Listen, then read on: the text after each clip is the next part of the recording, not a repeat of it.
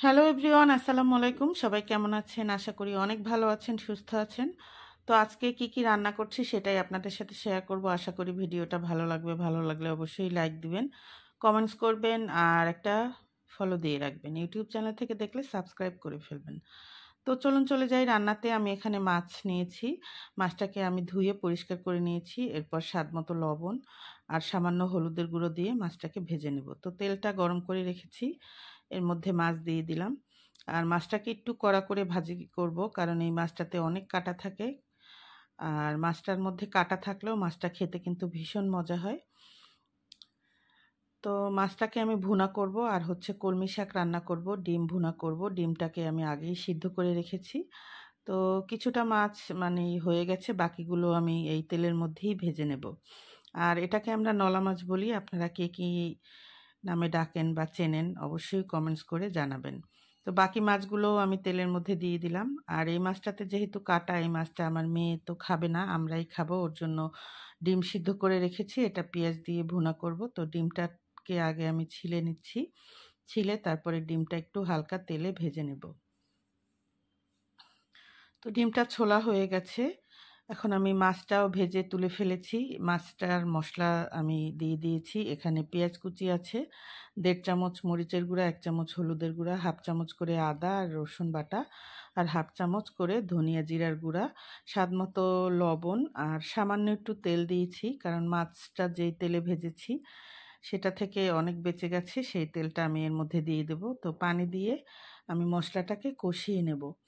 আর মশলাটা কিন্তু আমি অফ ক্যামেরায় কয়েকবার কষিয়েছি পানি দিয়ে, প্রায় ২-৩ বারের মতো কষিয়ে নিয়েছি। কারণ মশলাটা কষানো যত ভালো হবে, তরকারির স্বাদটা কিন্তু ততই ভালো হবে। তো যাই হোক, মাছের যে তেলটা ছিল সেটা কিন্তু আমি এর মধ্যে দিয়ে দিয়েছি। আর মাছের তেলটা দিয়ে কিন্তু অন্য কোনো কিছুই করা যাবে না, কারণ মাছের স্মেল আসবে। তাই মাছের মধ্যেই মাছের তেলটা দিয়ে দিয়েছি। আর অন্য একটা চুলাতে আমি ডিমটা হালকা ভেজে নেব।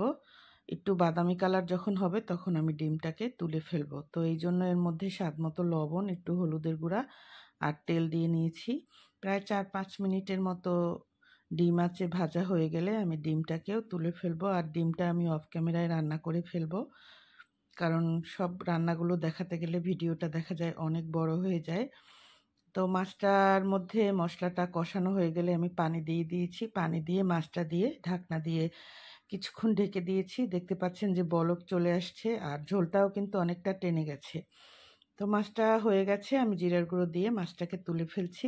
আর মাছটা খেতে কিন্তু ভীষণ মজা হয়েছিল, দেখতেও কিন্তু খুবই ভালো হয়েছে। তো যাই হোক, এখন আমি শাকটা রান্না করে ফেলবো। মাছটা আমার হয়ে গেছে। আর এখানে আমি কলমি শাক নিয়েছি।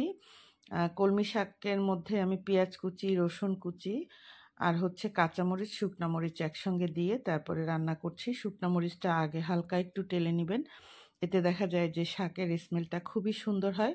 আমি যে কোনো শাক রান্না করলে শুকনো মরিচ টেলে তারপরে একটু দেই, কারণ এতে খেতেও ভালো হয়, স্মেলটাও সুন্দর হয়। তো শাকটাও আমার হয়ে গেছে। শাকটাও কিন্তু খুবই মজা হয়েছিল। চিংড়ি মাছ দিয়ে রান্না করলে খেতে আরও বেশি টেস্ট হয়। আর অফ ক্যামেরায় আমি ডিমটাও বসিয়ে দিয়েছিলাম। ডিমের মশলাটা একদম পোড়া পোড়া করে আমি এটাকে তুলে ফেলবো, কারণ এরকম একটু দাগ লাগিয়ে খেতে ঝোলটা কিন্তু খুবই মজা হয়।